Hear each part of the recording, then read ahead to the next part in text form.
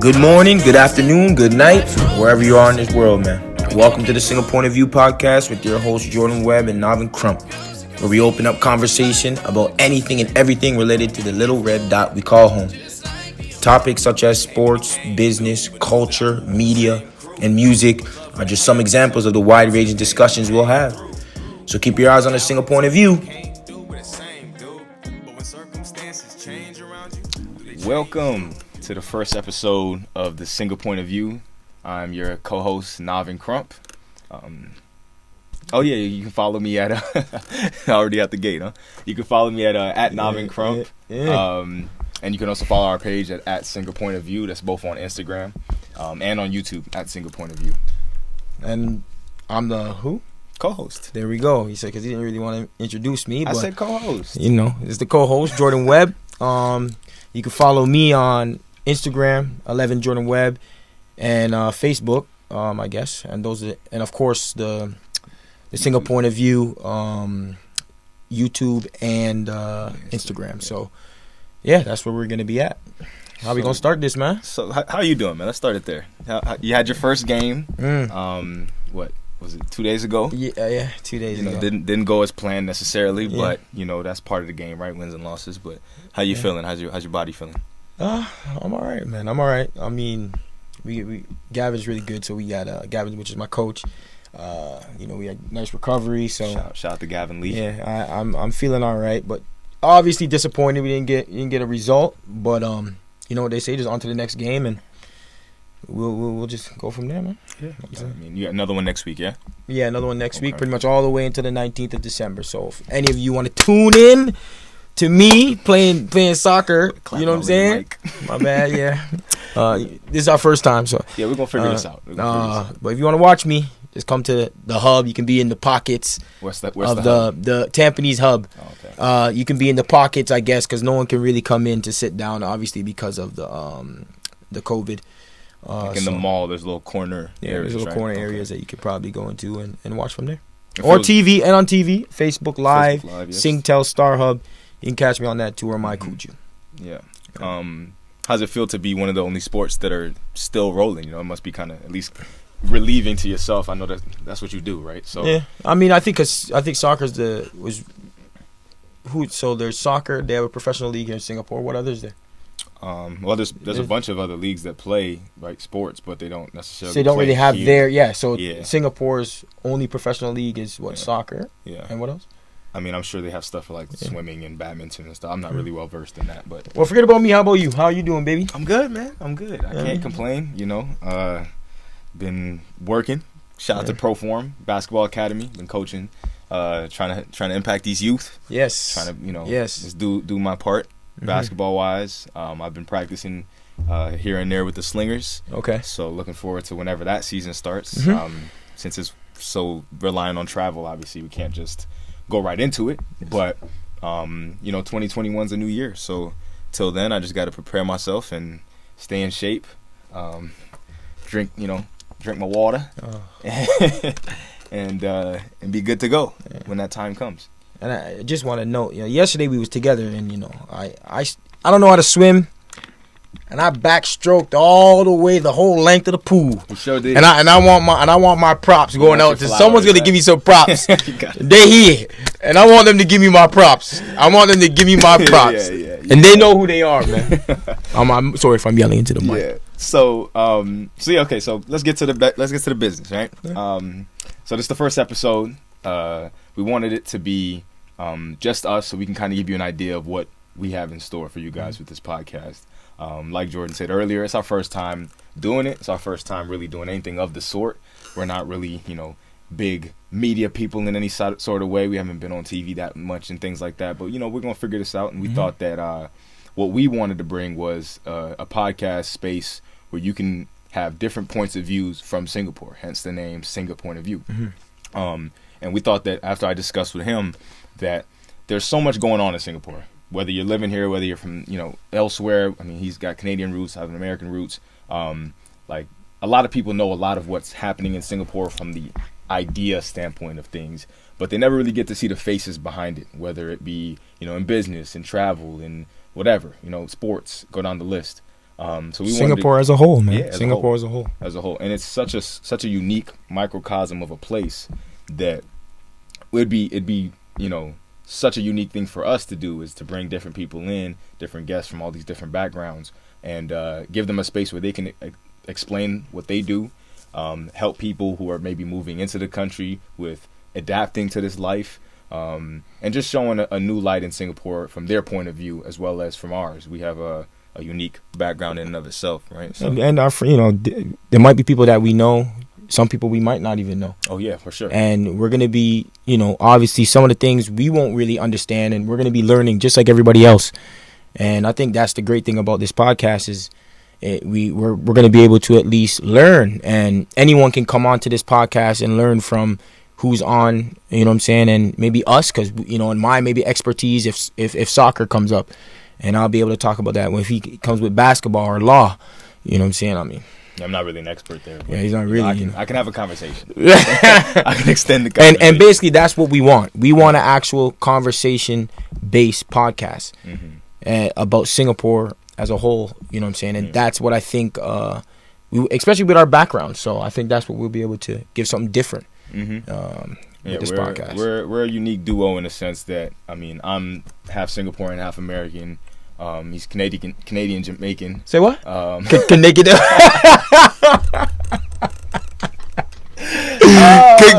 Go on. Don't be started now, baby. Come on. He's some concoction of nonsense. Yeah, look at him. Look at him. He's trying to. You got to pick it up quick. But yeah, there's not many people that have this exact background that are as close as we are, and also we have very similar backgrounds in the sense of the sports world. Right, where we're both trying to do things in that. Well, he's been doing things in that. I'm trying to step into that role. So yeah, we thought we'd bring something new to the table, and hopefully over the course of these weeks, months, whatever it may be, years, we're able to bring that to you guys and show you something unique from the Singa point of view. Yeah. So yeah, that's. I guess that's just the. That's the gist of the beginning. Yeah. And how do you want to? You want to just start off? We just want to rattle back and forth on about our life. Yeah, we want to tell them a bit about like where we come from, right? We told them little snippets right there, but just give them an idea of where we come from, how we got here, and how we ended up in this studio. Honestly, so hit them off. Go. So where do you want me to start? Let's start with where you're from. Where your family's from, your background. Okay. I guess your mom and your mom and your dad. Yeah. Yeah. Well, as I said, I'm Singaporean, right? Born and partially raised. Lived here till I was 9, 10-ish. And my mom's side of the family, she was born in Singapore as well with her 6 siblings. Okay. And her parents were born in Sri Lanka. Mom and dad born in Sri Lanka, and they moved here. So my mom's first generation Singaporean, and then me and my sister. My sister and I, my dad gets on me for that. My sister and I, we're both Singaporean as well, born here. And then my dad, he's African American, grew up in New Haven, Connecticut. Shout out to New Haven, shout out to the East Side. Went to Hill House High School, looked that school up, great school, basketball wise as well, especially in that region. And he moved here, I want to say in his late 20s, maybe early 30s. Okay. And then just fell in love with this Asian life and just being out here. He was in Thailand for a bit. My parents actually got married in Thailand. Spent a couple years there, and then they lived here for years before we were even born. My sister and I. She's 3 years older than me. Navin Crump. Okay, I was about to say. Yeah, I got you. Miss you, love you.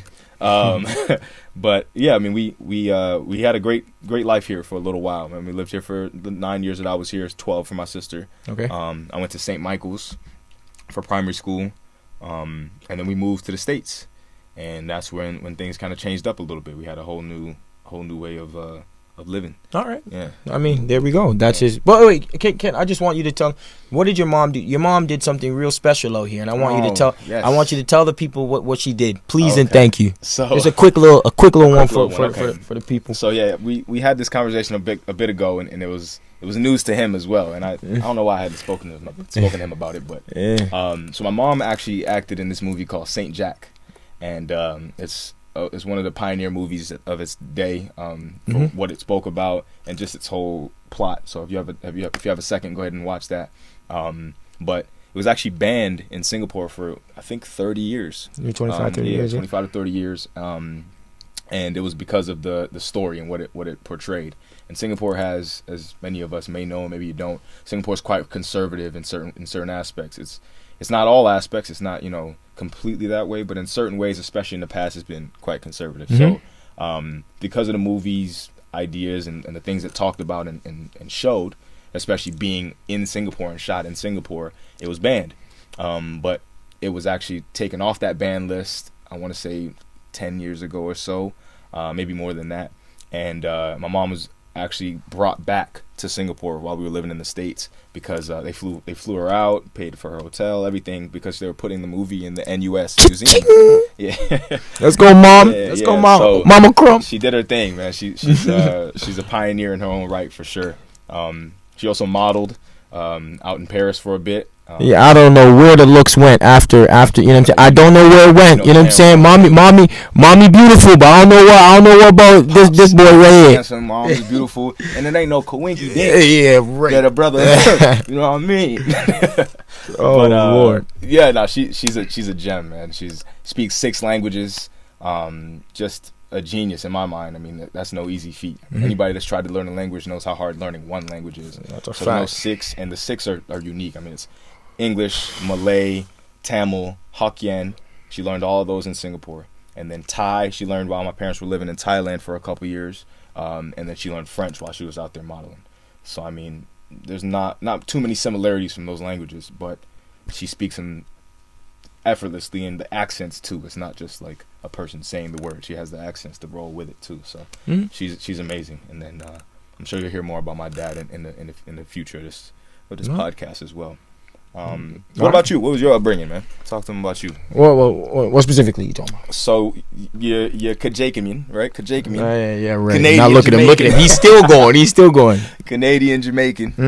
Mm-hmm. And how'd you grow up? Was it in Toronto? Okay. Well, I grew up in Oshawa. I moved from place to place. How far is Oshawa? Oshawa was about 25 minutes out from 20 minutes to 25 minutes out, but that's where I was born and raised for about, I would say, about 7 years. And then we moved. We were moving a lot, so I mean, I'm sure later on in this podcast, maybe another time, I'll be able to get into the details of that and all that. But we moved a lot, and I basically grew up in Toronto after that, pretty much the rest of my time before I went to America and then came to Singapore. So yeah, it's pretty basic. My mom is Jamaican. My dad is Jamaican. My mom was born in Kingston, Jamaica. My dad is from Maypen, and they kind of came over when that whole flux of Jamaicans and Caribbean people came over. I think it was in the 80s. I think in the 80s, 80s or 70s. I think all of them came over. I think they were a part of that group. Okay. And and I guess they've made Canada their home. Yeah. And they've made Canada their home. Your siblings are all back there in Canada as well, right? So I have all my siblings. I have about 3 sisters. Alicia, Webb. They're all Webb. So Alicia, Eileen, Ashley. Those are my beautiful sisters. And they're about almost there. I think 2 of them finished school now, nursing. Mm-hmm. And I mean we're really close. We're super close. And I'm just proud that they've come a long way because they've been through a lot growing up, and I'm super proud that they've done that. They've got to that. They finished their school. Now they're getting a job, and they're working, trying to get their own money and growing up. My sister has about 3 kids, 4 kids now. 4 kids. I don't even know how to say 3. 4 kids. Yeah, 4 kids. 4 kids. Beautiful kids. I love them to death. Do anything for them. Couple twins, the cutest little twins. Yeah, couple twins. He loved them twins, man. So he loved them twins, but yeah. So she's been doing well and being a great mom, a great mom to them, and they're growing up to be beautiful kids, man. Growing up to be beautiful, smart kids. Yes, well spoken. So yeah, that's pretty much just a little. Yeah. So when you decided to come to the States, that was for school and soccer? Right? Yeah. So I went to Iowa I was on a scholarship. I went for soccer. Oh, you love the city life, huh? Yeah, Iowa. Yeah, whatever. Big city slicker. Whatever. I went to Iowa. They wanted to give me a track and soccer scholarship, but I hate running. I'm gonna just be honest with you. And so you pick soccer as your sport, and you hate running. Yeah, I know it's weird, but track running is different from soccer running. Track running is different from soccer running. A lot of running both ways, though. Yeah, so I went there for about 2 years. I didn't know that I would probably end up playing professional. You know what I'm saying? It was just kind of me getting out of the situation that I was in, and some people thought that they could. They thought that I could. Some people, because I know they. Okay. Yes. Yeah. So this person was Jason McKenzie. He was a gym teacher in my high school, Pine Ridge Secondary School. Mr. Neckers was a basketball coach, and Mr. Lou. So they kind of seen something in me, and they helped me, guide me through this whole process of getting a scholarship and playing on the basketball team, trying to separate myself from certain people. So they traveled with you? To see the schools and stuff? To see the school was Jason that traveled with me. He drove me. Yeah, Mr. McKenzie drove me from Canada to Iowa to two schools. Went to Kansas and Iowa. Wow. Drove out there in his, and he looked that up on a map. To see how far it was about 20-something hours of driving. It was crazy, and I honestly owe him everything. You know what I'm saying? I owe him because he didn't need to do that. I think that's where I get most of my work when I want to do with kids. I probably get it from him. Because I want to kind of be that person for someone else. Yeah. For as much people as I can. You know what I'm saying? But yeah, so since we're on school, let's talk about your boarding school. You went to boarding school. Harry Potter days. So talk to us about this boarding school incident, and I want to hear some stories too now. All right, we can see how much I can tell you. I don't give it all up. But I went to the Orm School of Arizona for all 4 years of high school. Okay. That was in Arizona, obviously. Northern Arizona, in a city called Mayer. Super small area. Like, I don't even know the population, but tiny. Like, just a small part in the middle of nowhere, Arizona. Close to Prescott, Arizona. But yeah, man, it was a unique experience. Like, I didn't know that I'd be going to boarding school when I came to the States, obviously. I got there in the 4th grade, so that's primary 4, right? And then by the time it was time to go to high school, which was after 8th grade, like my grandma had passed away, rest in peace, and we had some family members come in from the East Coast to like go to her funeral and whatnot. And he was reading my cousin Michael Van Leesten. He was looking through like my writings and things like that I had done in junior high and middle school. And he was like, you should try and get him into a boarding school, a private school, actually, is what he said. And then we looked at 2 schools, Verde Valley School, which is also in northern Arizona, and then the Orm School. And the Orm School had a nice basketball gym when we went to visit, so it was an easy pick at that point. I thought you were a soccer player back in the day. Back in Singapore, yeah, not in the States. Yeah, right. I was getting these buckets. No, but so yeah, all 4 years of that, I was out there, won a couple state championships. My sophomore year, I was like part of the bench brigade, but you got to earn your stripes. We had a really, really good starting 5. Oh, you was on the bench? Yeah, man. Everybody's played on the bench at some point. Oh, you was a bench warmer? Yeah, man. But I came in and, hey, listen, I put it this way. I was the first player to score, not 100 points myself, but I was the first player to put up the 100-point shot in our school's history for like 40-something years. Nobody has scored 100 points, and I hit the 3 coming off the bench. So you did that getting splinters? Nah, man. Listen, we had nice benches with cushions. I was comfy. All right. But no, I was the 7th man, but we had like a six deep rotation. Okay. So I had to, but you earned your stripes, and I worked against really good guys in practice, so it made me a lot better. Plus, I was only a sophomore. That's 15. So it made me a much better basketball player learning from them. One of my friends, he was our center at the time. He actually left our school that year. He was a junior. Left for his senior year. He went to Mount Zion, which is where, if y'all don't know, that's where Tracy McGrady went to high school. And he went there for school. It's my favorite basketball player, if y'all didn't know. Yeah, see, he got a different favorite basketball player every week. My favorite basketball player of all time is Tracy McGrady. Then he likes John Wall. Then he likes Steph. Yeah, He's a Boban guy. Yeah, okay, now we talking. This guy likes talking. Everybody popping is Jordan's favorite. Now we talking. But and now he's actually him and Clint Capella are quite good friends. They were They were the first Swiss team to qualify, I want to say, for the Olympics or for one of these FIBA tournaments. They won a tournament and qualified from Europe to do that. So shout out to my boy Michel Ofik Nzegi. That's my guy. But yeah, great talent. And then my junior year, we had some other great talent. I was probably the second best player on the team that year, and then my senior year, that was my time to shine. You know what I mean? And what was your numbers in your senior year? Can you tell the people, please? What did I average my senior year? Probably around 23, 24 points, something around there. Mm-hmm. And we lost 2 of our first 3 games, and we finished the season 20-2. So we just went on a run after that, and that's including the playoffs. I won tournament MVP for the playoffs. I lost Player of the Year vote by 1 vote. That still kind of irks me, I'm not going to lie to you. But I played that guy that beat me in the semifinals, and we torched his team. Oh, so they didn't. Okay. So, and you know what? It's okay. Like if so it's basically a regular season award. Yeah, he got season MVP, but I got finals MVP. Okay. And a ring on my performance, right? So you mean tournament MVP or not the finals? I mean, same difference, right? Tournament MVP, you don't only give to the people that are in the championship. Like it was either me or the team we played. So there was a guy that actually got the finals, like most man of the match or finals. No. It was just like tournament MVP was based on the whole playoffs, but it was also like you're only going to give it to the guy that's in the championship. Okay. So they had my name on the award, so that was kind of cool. We don't believe until we see it. So that's I want to see the medal. You know what? That's easy. All right. We want to see the medal. Easy work. I have my folks send me pictures of it. No problem. Well, since we're kind of in that boarding school thing, can you talk to us about the you're kind of a good writer. Yeah, you can write a little bit. Yeah, so I think you won something, or you wrote something for the BLM, which is what?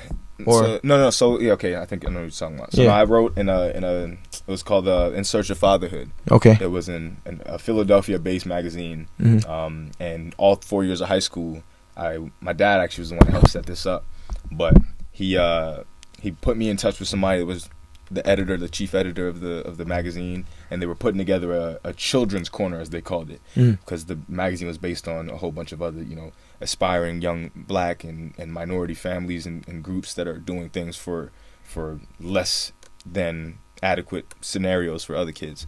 So they wanted to have the youth voice in there as well. So it was me and this other girl that had our own sections. So I had my own section in this article. I mean, in this magazine. Every magazine that came out. And I'd write poetry, little short, snippets of things here and there. And it definitely helped because it was only once a month, but it made me start thinking about how to write creatively instead of just writing for school. Because for school, they kind of give you a guideline. They say, write about this, do this, follow this, and give us what we want. But for this, I was able to just kind of go free. And they never turned down anything I wrote. They never said, no, we don't want this. And it made me start thinking in a way that I think has helped me down the line, which is that you write based on inspiration, but you can't just sit around and wait for inspiration to hit you, right? Because I still have deadlines to hit. I still have things that I need to make sure that I'm bringing forth to them to check and look through. So you kind of have to search for inspiration sometimes, right? You have to find a way to look for inspiration throughout your days and say, oh, that's something I could write about. And that's what we need to do, man. You just knocked the mic too. So you see me? See this guy? Smacking the mic all over the place. You see that, eh? You see that. All right, I got you. But yeah, man, it was great. It was a great experience. I stopped after my senior year because I was coming back out here for NS.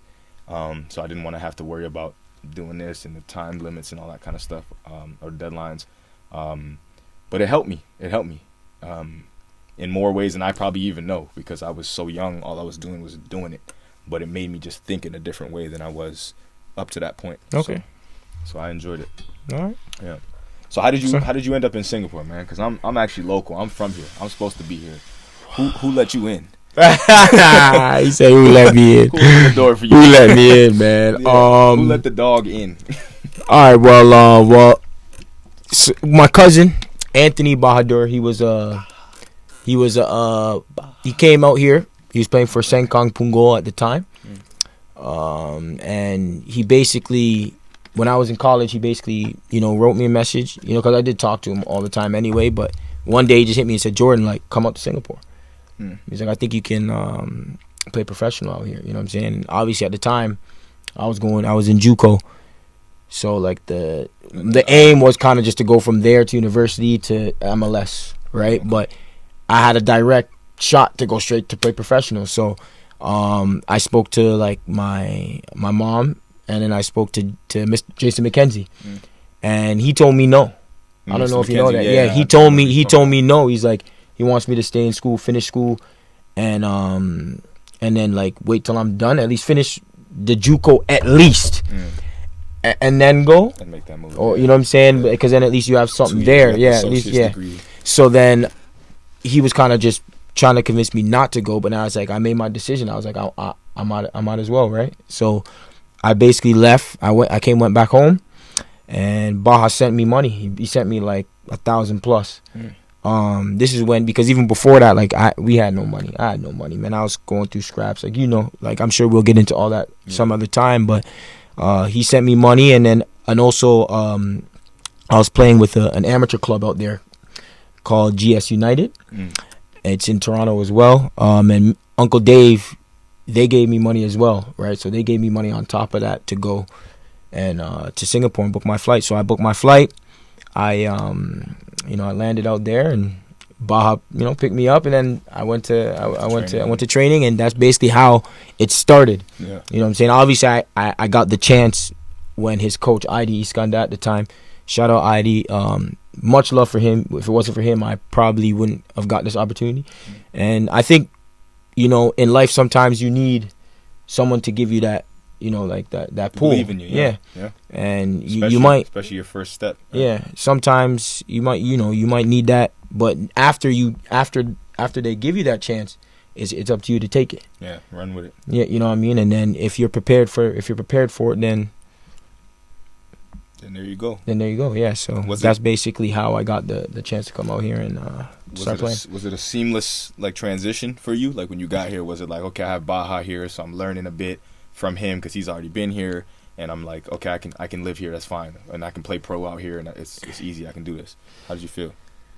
I mean, when I first came here, it was kind of easy because there's a few Canadians. There's about 3 or 4 Canadians out here that were from the area that I was from. Oh, word. Yeah, so it was a bit easy to kind of adjust in terms of having people there that you already know. Yeah. It's different if you come here and you don't know nobody. Yeah. You know what I'm saying? So at least I knew somebody. But now in terms of the culture here and like seeing things that that was kind of shocking because when I came, I'll give you certain things that happened. Like I seen people eating with their hands. You know what I'm saying? And I was like, yo, what's going on? Why you eating with your hands? Dude's just looking at me like, yo, you want me to eat with my feet? And I was like, are you serious? I was like, yo, are you serious? Like, yo, are you for real? And then he's like, yeah. I was like, oh, shout out Diallo. That was Diallo. That's a story, maybe another day. Okay. But I'll give you a different story that happened. Like, so I went into the changing room, and like,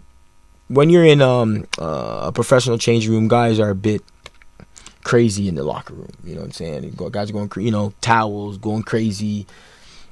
Doing all types of pranks on you, doing all types. I mean, it's in any. He'll know if when because he's a basketball player. They're gonna be doing some crazy stuff in that. Play with me. In that, whatever. play with your girl. Don't play with me. So straight like that. You feel me? Oh my God! So it's to every team. Oh my God! So I went to the changing room, Hougang Stadium at the time, and I had to go to the washroom. I had to take a number 2. So I went in there to take the number 2, thinking I'm going to see a proper toilet. And instead of toilets being, how can I put it? The toilets are like the porcelain seat. Yeah. It wasn't up. It was in the ground. So like literally the toilet seat. Was it a seat? Or was it was just like exactly what toilet. It was weird to like in order for me to take the number 2. Yeah, explain them what it looks like, because for people. So it's a flat surface, and then they have the hole, the hole there for you to go and squat down and basically imagine the toilet itself, like without the seat, but like the actual toilet being put in the ground. It's like an underground pool, right? Like a below the ground pool type thing. Like you put it in the ground, and then like the seat is there, and you just kind of. So then that's I looked at that and I was like, what am I about to do? Like I'm about to shit myself. Yeah, like fast. I didn't know what to do. So I eventually like I had to kind of do it. I think I had to do it. You know what I'm saying? Like I had no choice. What am I going to do? Yeah. But then when you do it, I'm looking for the toilet paper. and there's no toilet paper. So I'm like, yo, what am I gonna do now, right? I'm like, yo, what am I gonna do now? What was there? There was a hose. So you have to wipe. You gotta wipe yourself, or wipe yourself. You gotta clean yourself with a hose. That's the cleanest body you've ever had.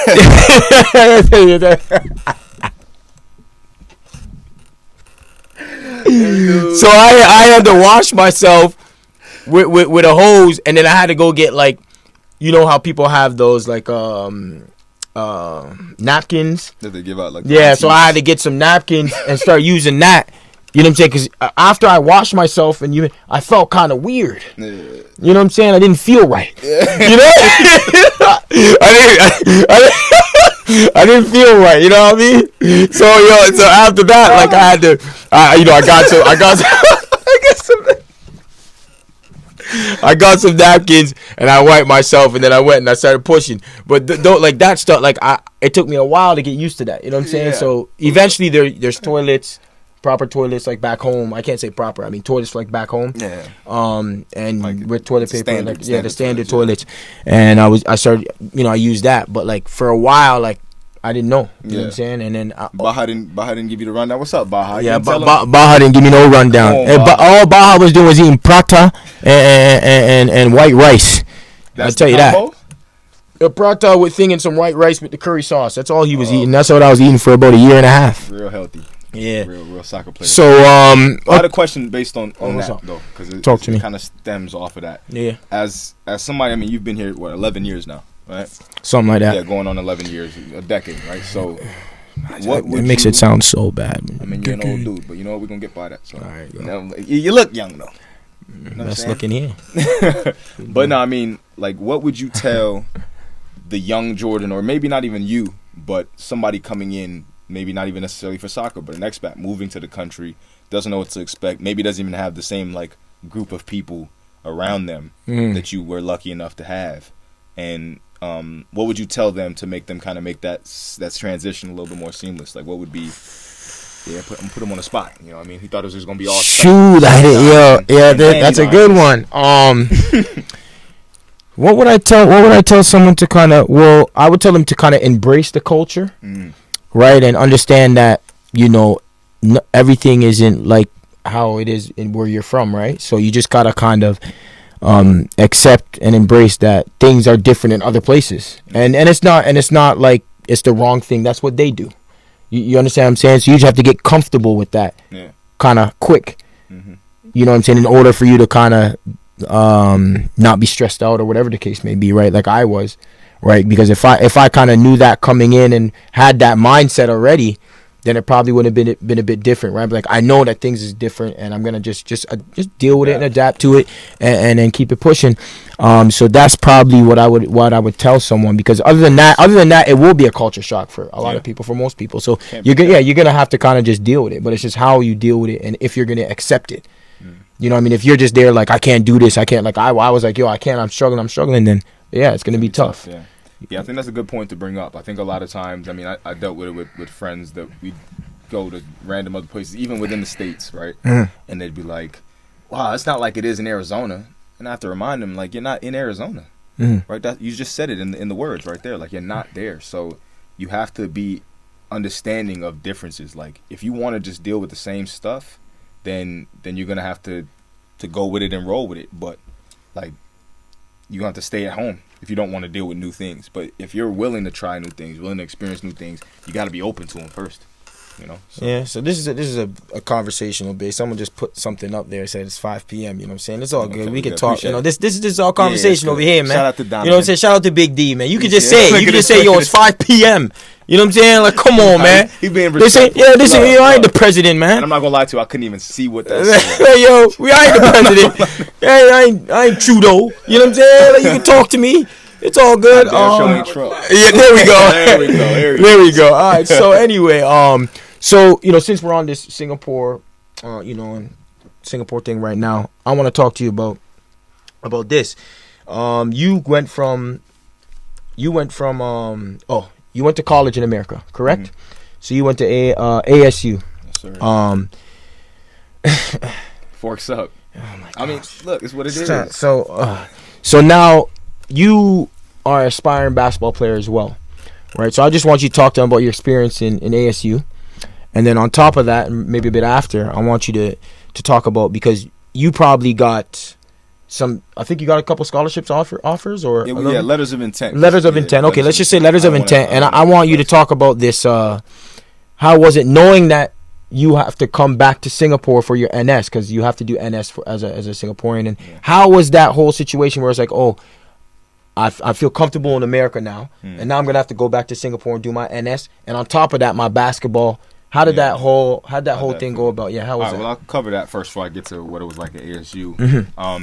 So yeah, when I was playing ball in high school in Arizona, I got GCU, which is Grand Canyon University.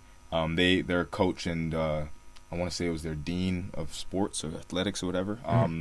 Had reached out to my coach and talked about me and a teammate of mine, Cherokee Toms, one of my best friends as well growing up, and he wanted to come in and watch us practice. And Cherokee was a junior, I was a senior, but at the time I was still on limbo if I was going to go back for NS or if I was just going to stay and just keep my American passport and give that up. I wasn't really sure at the time, but it was early in my senior year. So because I was on limbo and I wasn't sure which one I was going to do, it basically came to a point where there was no point in me consistently pursuing this all the way, because I felt like if I decided to do the other thing, I don't know why I felt this way, because it really, like, that's their job anyways, but I felt like I was just stringing them along for nothing, and I thought that if I stayed anyways that I could maybe reopen that door. But I guess in hindsight you realize that that's not really how it works, right? You want to kind of keep that option open until you make a decision. Obviously I eventually made a decision to come back to do my NS and keep my my Singapore passport and give up the American one. Great decision. I don't regret that one bit. Like, I'm glad I would do it 100 times over. But at the time, because my mindset wasn't really just go to GCU and play basketball and do that for a bit. It was really on, like, I want to go to the best school I can go to and go to law school. I really didn't feel too much of a hurt. It wasn't like, damn, I left everything on the table and, like, now what am I gonna do? It really didn't feel that way. I feel like this is important, because that people get to hear this about you, because I think there's a lot of people that have that dual citizenship are going to go through the same situation that you're going to go through, and it's good that you can kind of talk about it and how you went through it, right? Because some of these kids might be like, shoot, what am I going to do? Am I going to pick this American passport? Am I going to come back to Singapore? Like, this. So this, I feel like this is important for you to get this out there, and so people can hear how you went through it, and how you can help them go through it and deal with it. Yeah, everybody's going to be different, and everybody's going to have their own reasons for why they choose one passport or another. For me, it was a couple reasons. It was one, I didn't see myself living in the States for life. That wasn't really my mindset. Like, I've spoken to Donovan about it before, and you probably as well. The culture, the lack of culture, especially where I was living in Arizona, just wasn't something I was used to. I kind of grew up in Singapore, where you have just we're a melting pot. Like, America says they're a melting pot, and if you count the whole 50 states, they are. But if you look at it city by city, spot by spot, most of them aren't. And I didn't really want to live there. I could see myself living there for a small period of time, maybe, but not for life. Two was Singapore's home to me. Like, even though I left when I was really young, I didn't really get to experience it the same way that you do when you're 10 to 18, which is when I was living in the States. Like, there was always a little part of me that was like, yo, this is still home. Like, when I came to visit, my family's here on my mom's side. There's just something that resonates with me even to this day that just makes me feel like this is home, even if, I may not sound like every Singaporean or look like every Singaporean or whatever. Like, it doesn't matter to me. It is what it is to me. And then lastly, like, Singapore's passport was just so much better than the U.S. passport. So, like, from a logistics standpoint, forget my emotions and my feelings, because that's one thing, but you got to make decisions based on the facts as well. That's like a no-brainer side of things, because Singapore is the best passport in the world, tied with Japan. So, like, once all these things lined up, and I realized that, look, if you choose to do this, like, you have options, which is what my dad has always kind of instilled in me. My mom as well, that you want to put yourself in a position where you have options. You don't want to be pigeonholed into something. So my advice to anybody dealing with this would be, what gives you the most options to do and pursue what you want to do. Okay. Right? Okay. You don't want to just do something because your heart is in it, because our feelings and our emotions on what we want to do change every year, every 2 years, whatever. You know, those things change. But what doesn't change is the ability to have variety in the choices you can make. And for me, coming back and doing that, if I wanted to go back to the States, I could go back with a green card like my mom did and has been doing for years now. You know, I can go still do that. But the other way around, it would have been a lot tougher to do that here. And I knew that going into it. So I came back here, did that, and then by the grace of God, I got a full ride scholarship to Arizona State University. Talk to him. To this day, I really don't understand how I got it. I really don't. It just kind of happened. And I mean, that may sound weird to people because usually, like, you work hard for a scholarship, you apply this, that, and the other. I didn't do that. My dad reached out to me when I was in NS, and he was like, "Hey, you got this letter from the Barack Obama scholarship saying that you're qualifying for X, Y, and Z. So they'll send out another piece of mail in a bit to let you know what you've qualified for." And I'm like, okay. At that point, I'd probably gotten like 3 or 4 scholarship amounts, which is like $1,000 here, $2,000 there, which would help with books and stuff, but it's not really gonna pay for school. And then he sends me another message like a month later, and it's like this picture, this like graphic, this yellow like pamphlet thing that they had sent, and it was like cost of room and board, cost of studies, all the costs that you have per year. Yeah. And then at the bottom it said total family contribution, and it had a fat old goose egg at the bottom, and that shit still kind of gives me chills because it was like out of nowhere, and I kind of got blessed because I went the right route. Like if I would have stayed, who knows? I could have maybe gone to GCU, but they probably wouldn't have given me like a full ride scholarship.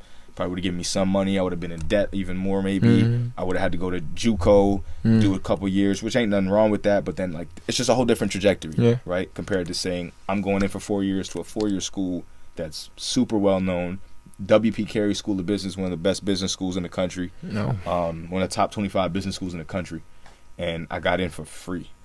And like that in its own way changed my life for sure. I mean, obviously like what I do with the degree is what will change my life, but even having the opportunity to be there and do that, that was amazing. And you had to keep your American passport to go to ASU, right? Yeah, so I had to speak with the ICA and the government here and let them know that like that scholarship was based on me being an American citizen. That wasn't an international scholarship. Okay. So I needed to keep my passport for a little bit more, those 4 years, because I needed that scholarship. And like I told him straight up, my dad and I went to the ICA and I was like, look, if y'all make me choose right now, you're going to lose me. I'm telling you right now, I'm not giving that up.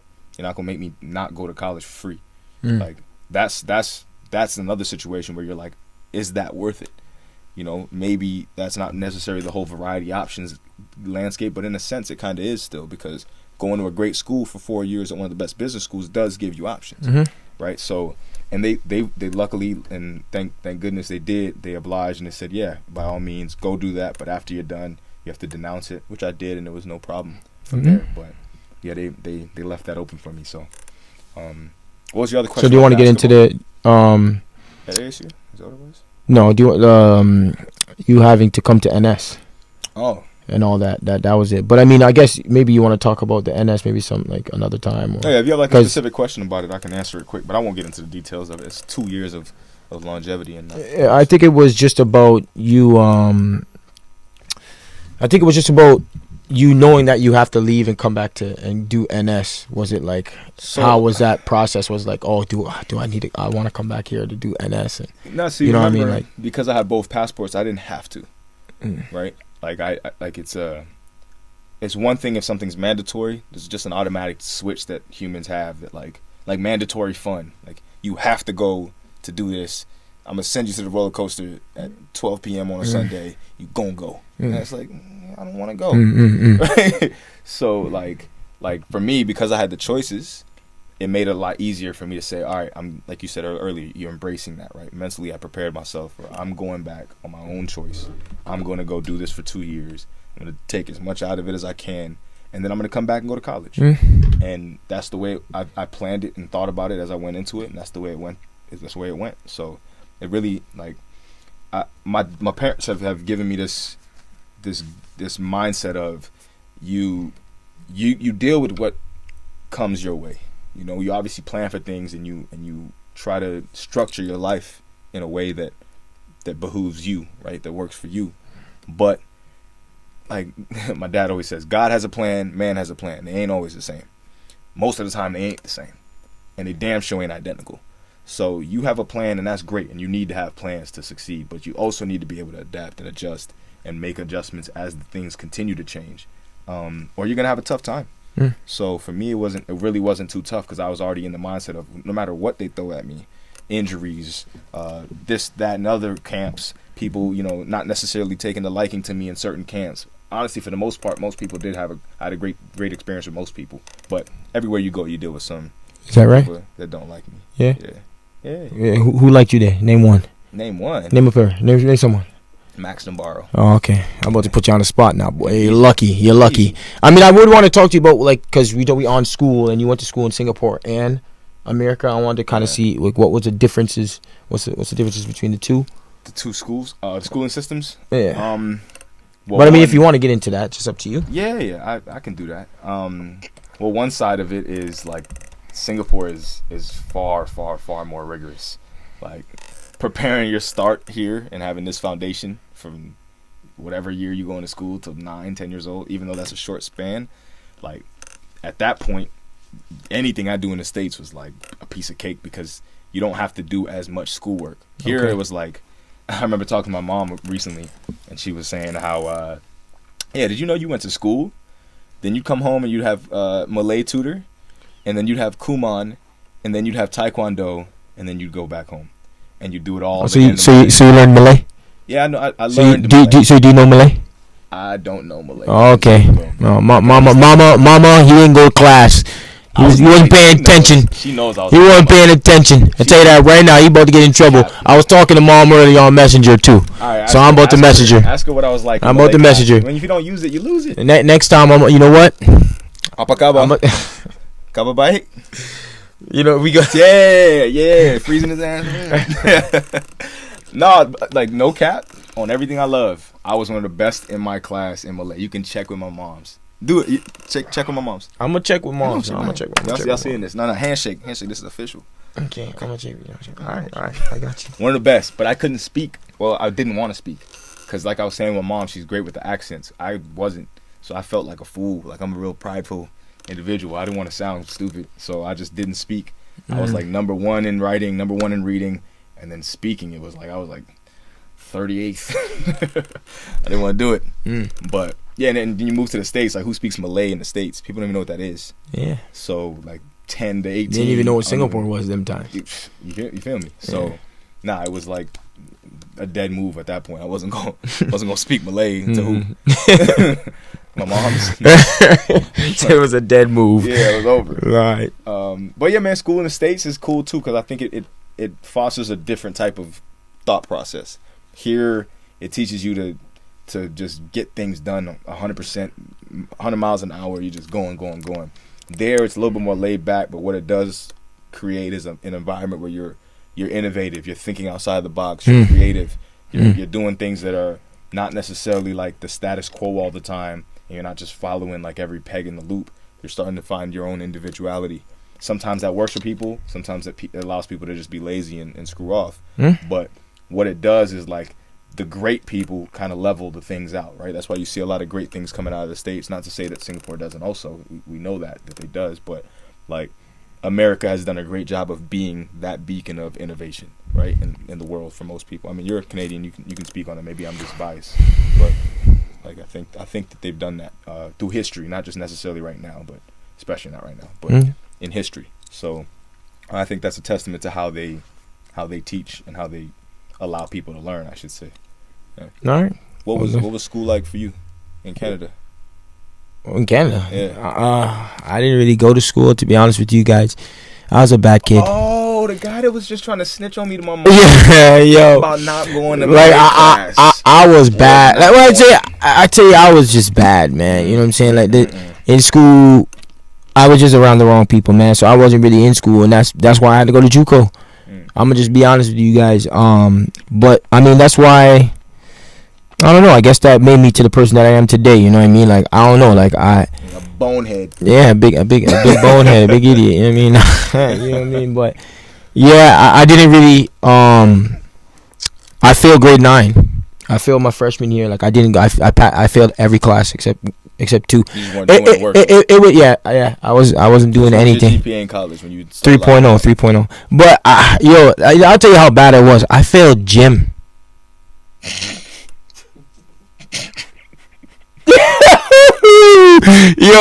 That is like you cannot fail gym. You gotta show up. Yeah, like literally, that's all you gotta do is show up. Straight show up. And I failed gym. It was just bad, man. But when I locked in, when I got to college, and the mindset was go to JUCO, get to yeah. So I think I had a goal, and I think they put it in my head that like you can do this, you can get you can be a pro in a way. Like I guess when I went to JUCO, because I didn't know, like I was like, I don't know if I can become, but they were like, you can, this is the route. Yeah. That you can, and I guess my mind was focused on that, and then that I guess maybe that's how I am as a person. Because then when Anthony Bahadur, when he said let's go come play professional in Singapore, I was like, all right, I want to do that. So I did it. We was right on it, and then I did what I did. So I didn't really, school for me was obviously I went to school, so in America I would say that's when I was really applied myself to. So it's similar for your schooling system or whatever. So, but when I was in Canada, I didn't go to school at all, bro. Okay, I'm just be honest. Yeah. Fair enough. No, that's fair. All right. Well, look. I don't know if you had more things you wanted to cover. No, I mean, we know that you want to be a basketball player, and I think you want to be a basketball player now, and that's something that you want to get into. But I don't know if you probably want to, because we're probably gonna have a basketball player on this. For sure. Here, so for we sure. can get into stuff. One of my teammates, coach or whatever, we'll figure something out. Yeah. Stretch, but I mean, just in a nutshell, I think thanks to him, he kind of was that guy to help put that thought in my head as well. Like when I was out here for NS, and I went back for. Well, first when I was out here for NS, he was telling me like, "Bro, you can play pro. Yeah. And I'm like, "Yeah, all right, man. Like, sure, okay." So you just need that. You need someone to at least plant that seed in your head, in your mind. You know what I'm saying? So then you're like, they'll make you think about it. It'll make you think about it. And then someone that is doing it on top of that, at least you're like, oh, this guy's a pro. Yeah. Someone that's probably hasn't played pro, you can play pro. Like, what do you know about? What do you know about? You're not no pro. Mm-hmm. But from what I seen you, and I was like, yo, like. You have the ability 100% to play pro. It's just the ability, take the ability now. Now it's about, do you have the mindset to play pro? Yeah. And I think that's where now is where you're at now. But you had to go and you learned, you know what I'm saying? You went to school, you did whatever you had to do, and now you're serious. You're serious about what you want to do. So I think it was just me trying to plant that in you, and then it was just for you to believe it. Yeah. And then the opportunity came where I competed against the national team, and the coach there saw me, and the national team coach saw me, and the manager and whatnot, and they liked how I played, and and I was just visiting at the time, but I played well, and I wasn't in shape at all. I was just kind of coming out to hoop and help out Noel, my homie that's part of that runs the Pro Form Basketball Academy. You get that right. And like he gave me the opportunity to play against them. I did well. They said they wanted me to be on the national team, and I was like, well, that'd just be cool to do. That's not even like for the money or for the clout or anything like that. Play for your country. It's just I represented my country. Like how many people could say they did that? Yep. Go against China, go against the Philippines, whoever. Like just play against these other countries and just compete at one of the highest levels in Asia. And that's what I want. I love competition in that sense. And then I was like, all right, well, if I'm gonna do this national team thing, I might as well try and pursue this pro thing as well. Like I've always wanted to do it. Ever since I was a kid, I want to play pro. Obviously, when you're a kid, it's like you got the biggest dreams in the world, right? I'm gonna go to the league. I'm about to be rookie of the year. You got all these crazy goals, and I don't expect any kid to ever change that. But as you get older, you realize what works, what makes sense, and then if the opportunity comes, you'd be a fool not to take it. I don't want to be 55, 60 years old and be like, man, I could have played pro if I really one of those guys, huh? Yeah. You don't want to be one of those guys, One of them. We don't want to be one of those guys. We ain't gonna say who. Yeah, I'm not going. Not gonna shoot none.